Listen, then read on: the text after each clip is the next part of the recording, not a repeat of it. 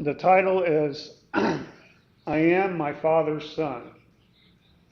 And I think part of this may have started in the wheels of motion not last October at my birthday, when I realized that I was getting very close to the age that Dad was when he left us. So that may have been the beginning, but this time of year always brings Dad to my memory, in my heart. For one, Father's Day, of course. We just passed that. Then his birthday is coming up. So that in itself, just we're sandwiched right in there. My affection for coffee and fried green tomatoes, which was part of the conversation before the lesson, so that we were foreshadowing that, and Ohio State football.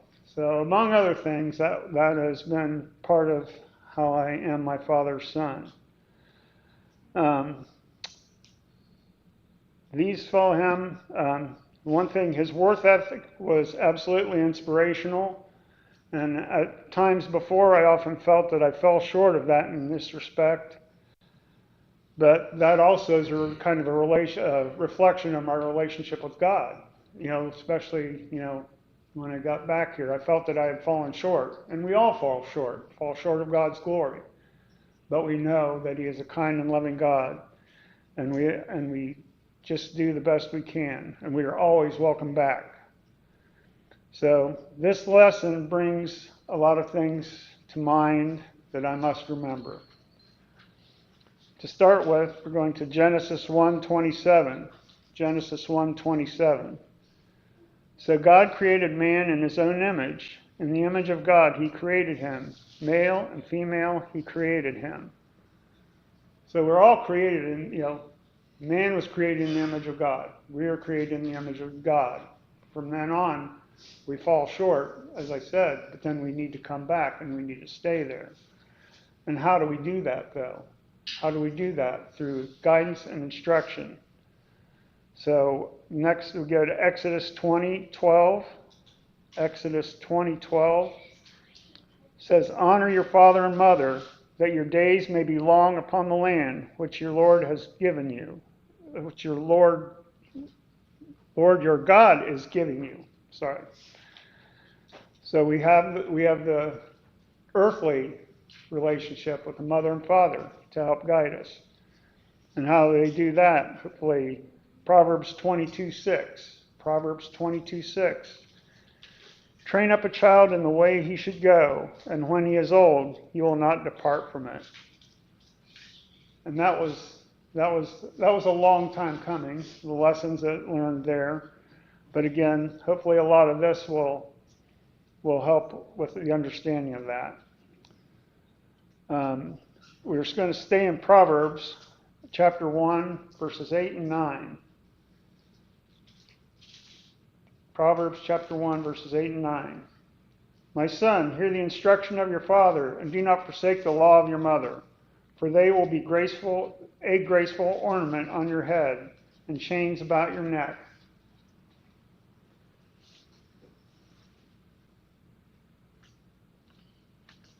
And then staying also in Proverbs chapter 3.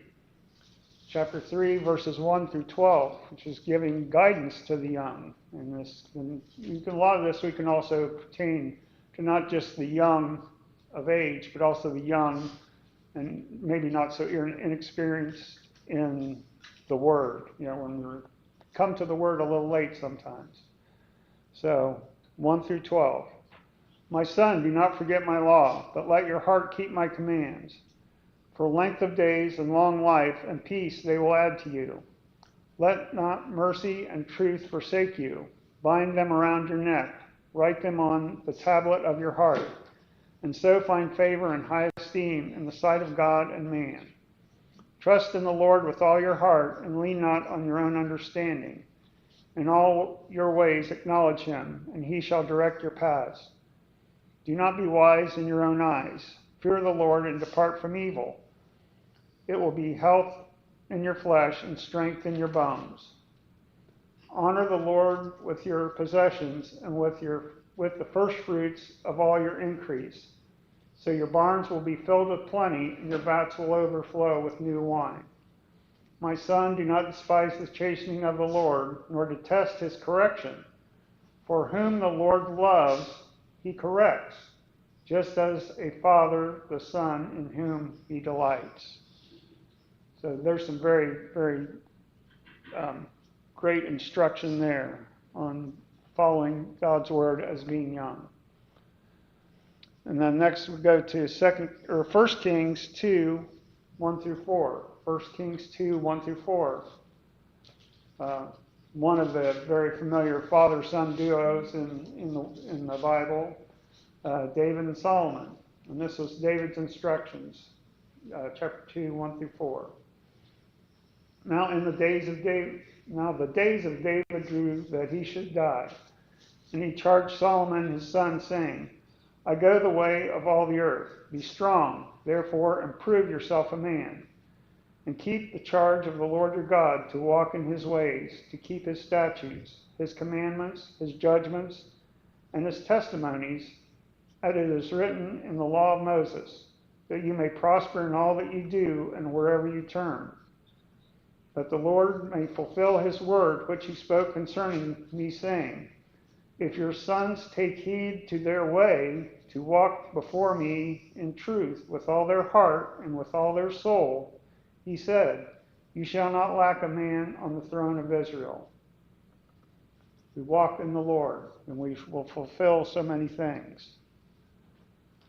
We're going to go back to Genesis chapter 22. Again, another very famous father and son duo with Abraham and Isaac. And going to a very familiar story. Chapter 22, starting in verse 1. Now it came to pass after all these things that God tested Abraham and said to him, Abraham. And he said, here I am. Then he said, now take your son, your only son Isaac, whom you love, and go to the land of Moriah, and offer him there as a burnt offering on one of those mountains of which I shall tell you. So Abraham rose early in the morning and saddled his donkey, and took 2 of his young men with him, and Isaac his son, and he split the wood for the burnt offering, and arose and went to the place of which God had told him. Then on the 3rd day Abraham lifted his eyes and saw the place afar off. And Abraham said to his young men, stay here with the donkey. The lad and I will go yonder and worship, and he will come back to you. So Abraham took the wood of the burnt offering and laid it on Isaac his son, and he took the fire in his hand and a knife, and the 2 of them went together. But Isaac spoke to Abraham his father and said, my father. And he said, here I am, my son. Then he said, look, the fire and the wood, but where is the lamb for a burnt offering? And Abraham said, my son, God will provide for himself the lamb for the burnt offering.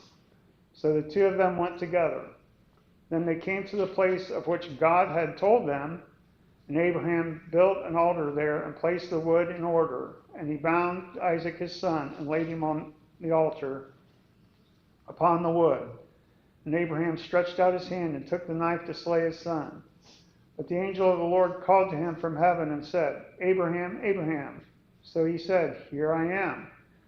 And he said, do not lay your hand on the lad or do anything to him, for now I know that you fear God, since you have not withheld your son, your only son, from me. Then Abraham lifted his eyes and looked, and there behind him was a ram caught in the thicket by its thorns. So Abraham went and took the ram and offered it up for a burnt offering instead of his son. And Abraham called the name of the place, the Lord will provide, as it is said to this day. In the mount of the Lord it shall be provided.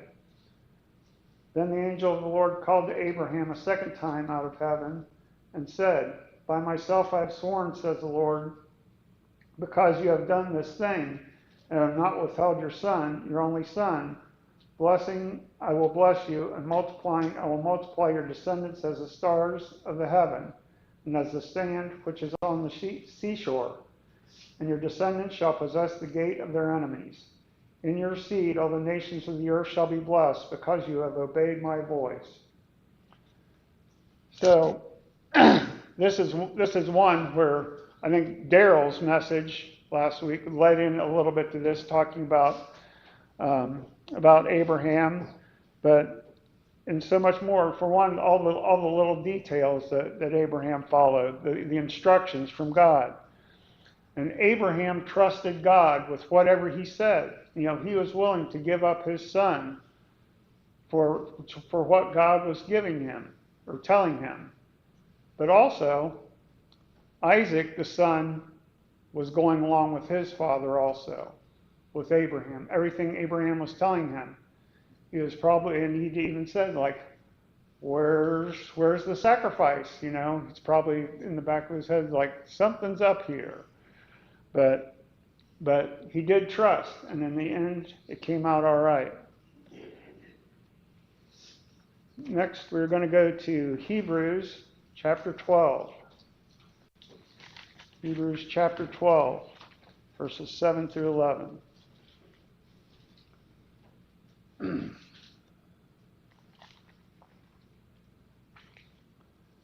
If you endure chastening, God deals with you as with sons. For what son is there whom a father does not chasten? But if you are without chastening, of which all have been partakers, then you are illegitimate and not sons. Therefore, we have had human fathers who corrected us, and we paid them respect. Shall we not much more readily be in subjection to the Father of spirits and live? For they indeed for a few days chastened us as seemed best to them. But he for our profit, that we may be partakers of his holiness. Now no chastening seems to be joyful for the present, but painful. Nevertheless, after it yields the peaceable fruit of righteousness to those who have been trained in it. So sometimes we need that chastening, we need that correction, we need to know what it is that God has in store for us. And sometimes the suffering is part of the plan. And the next, we're going to go to Luke 15. Again, a very familiar story about fathers and sons. Maybe the most, the son and the father. The parable of the lost son, or the prodigal son. And I don't think it was much of a coincidence, but again, not the date relation or anniversary or anything, but when I first got to lead songs for the first time, then 14 years ago now, I picked number 595, and I was hoping by all hopes. I wasn't going to request anything, but we came real close to 595. God is calling the prodigal. I was like, so close. But that would have been perfect. But it'll still be good. But that was the first song I picked, I think, because it was very familiar to me. I sang it many times, and maybe I just related to it a whole lot. And the thing I kind of I was looking at today, and so many times in the chorus, it talks about the prodigal being weary. And that's what it takes sometimes to get somebody to come back, as the prodigal son did. It's that weariness. We need to lay our yoke on Jesus and to know that that's how it is. But anyway, we will, Luke 15, starting in verse 11. Then he said, a certain man had 2 sons, and the younger of them said to his father, Father, give me a portion of goods that falls to me. So he divided to them his livelihood. And not many days after, the younger son gathered all together, journeyed into a far country, and there wasted his possessions with prodigal living. But when he had spent all, there arose a severe famine in that land, and he began to be in want. Then he went and joined himself to a citizen of that country, and he sent him into the fields to feed swine. And he would gladly have filled his stomach with the pods that the swine ate, and no one gave him anything. But when he came to himself, he said, How many of my father's hired servants have bread enough to spare, and I shall perish with hunger? I will arise and go to my father, and I will say to him, Father, I have sinned against heaven and before you, and I am no longer worthy to be called your son. Make me like one of your hired servants. And he arose and came to his father. But when he was still a great way off, his father saw him and had compassion, and ran and fell on his neck and kissed him. And the son said to him, Father, I have sinned against heaven and in your sight, and am no longer worthy to be called your son. But the father said to the servants, Bring out the best robe and put it on him, and put a ring on his hand and sandals on his feet. And bring the fatted calf here and kill it, and let us eat and be merry. For this my son was dead and is alive again. He was lost and is found. And he began to be merry. Now his older son was in the field, and as he came and drew near to the house, he heard music and dancing. So he called one of the servants and asked what these things meant. And he said to him, Your brother has come, and because he has received him safe and sound, your father has killed the fatted calf. But he was angry and would not go in. Therefore his father came out and pleaded with him. So he answered and said to his father, Lo, these many years I have been serving you. I never transgressed your commandment at any time, and yet you never gave me a young goat, that I may make merry with my friends.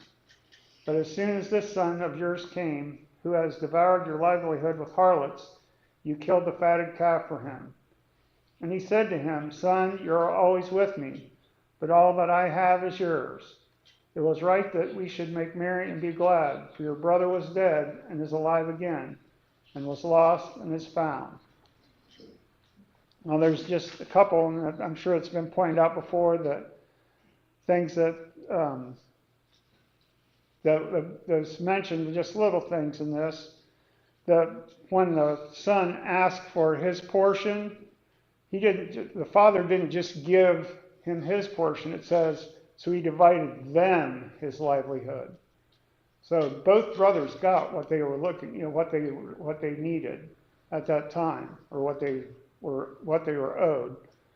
One spent it, did wisely with it. The other went and wasted it. Another thing, that the father saw the son coming from afar off.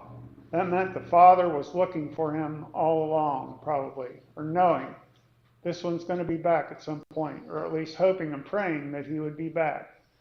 And that's just a wonderful thing to know, that no matter how far we've gone, that God is always looking for us. But as far as, again, the lead-ins from other messages, I thought Jared did it. This caught me during his message a couple weeks ago, when he was talking about preparing for the path, getting things ready, and packing, and doing all the things needed to make it a productive and fruitful journey. Well, verse 13 stood out. So, again, starting verse 12, but said, And the younger of them said to his father, Father, give me a portion of goods that falls to me. So he divided them his livelihood. And verse 13 starts out, and not many days after. He didn't do a lot of preparing for this journey that he was going on. That's part of the reason it was as it was. He wasn't ready to go out on his own. He wasn't ready. He wasn't filled with the Spirit or the instruction, as we read in a lot of the Proverbs to start. He wasn't filled with the instruction on what he needed to do to make that journey. Now, the other brother stayed at home and was productive, evidently. That's why he felt a little resentful to it. But we have to be ready to start that journey that is ahead of us. Next, we're going to Romans 8, verses 28 through 30. Romans 8, 28 through 30. And we know that all things work together for good to those who love God, to those who are called according to his purpose. So when we're called and we're according to his purpose, we're going to know that things are going to come out right. But God knows our intentions. He's giving us the word. He has called us, and He knows what He has given us. It's a matter of how we can make it productive. So it started again in verse 29. For whom He foreknew, He also predestined to be conformed to the image of His Son, that He might be the firstborn among many brethren. Moreover, whom He predestined, these He also called. Whom He called, these He also justified. And whom He justified, these He also glorified. So that's just so much in that back earlier in that chapter it talks about the inheritance of what we were made and the hope we have that we eagerly await for it with perseverance and knowing that God has led us to these things. Next, we are going to go to 1 John 2, starting in verse 28, and going into chapter 3. And now, little children, abide in Him, that when He appears, He may have confidence and not be ashamed before Him at His coming. If you know that He is righteous, you know that everyone who practices righteousness is born of Him. Behold, what manner of love the Father has bestowed on us, that we should be called His children. Therefore the world does not know us, because it did not know Him. Beloved, now we are children of God, and it has not yet been revealed what we shall be. But we know that when He is revealed, we shall be like Him, for we shall see Him as He is. And everyone who has this hope in Him purifies himself, just as He is pure. We are children of God, and we hope we shall be like Him, for we shall see Him as He is. And we have that hope and know that once we find God, in however long it takes, sometimes we're the first son that gets it and keeps it. Sometimes we're the second son that loses it, comes back. The last thing I have to read was something I wrote back in 2013. I shared it, and it got to be printed in the church bulletin on Father's Day that year in 2013. It was something that was on my heart and I needed to do, and it hit, and it very much says one of the stories we've already read. But I needed to do that because I had felt a connection. I was regretting the fact that my dad had never got to see me come back to the church. But I know that, again, all things work together for the good of God. So this is called My Father and My Dad. When I was young, I grew up following your ways. Your teaching and guidance were always there, as was the love you had for me and all of your children. Somewhere along the line, I decided to go my own way. I thought that going out on my own meant I had to live life separate from you, not realizing that it would be much better to keep you with me. I made mistakes, and you were always there to pick me up. You always wanted me to learn from these mistakes, but that was a long time coming. Eventually, I lost you and put you out of my mind, for my heart for many years. After many more learning experiences, my father stepped back into my life to guide me and teach me again. And to my surprise, he brought my dad back to me. Whenever I'm blessed with the privilege to stand before our congregation and serve my father, I can look out and be reminded of my dad.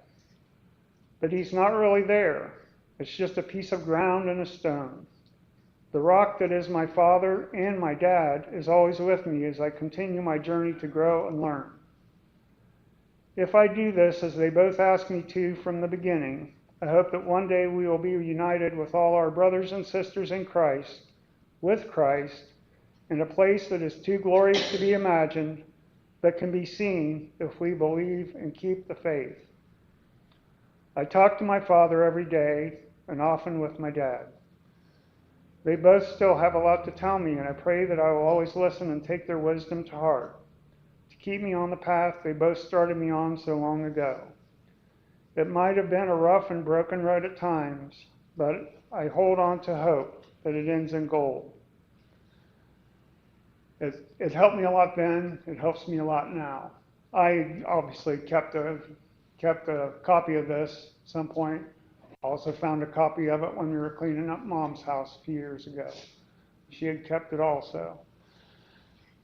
So, closing, as we also, this time of year, we celebrate our nation's independence.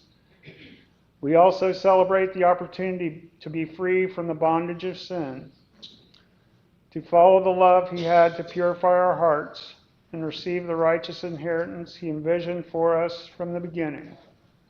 So if anyone has any needs that they need to help from the congregation, or if you need that return that God so warmly wants, He's looking afar off to see if we're ready to come back to Him.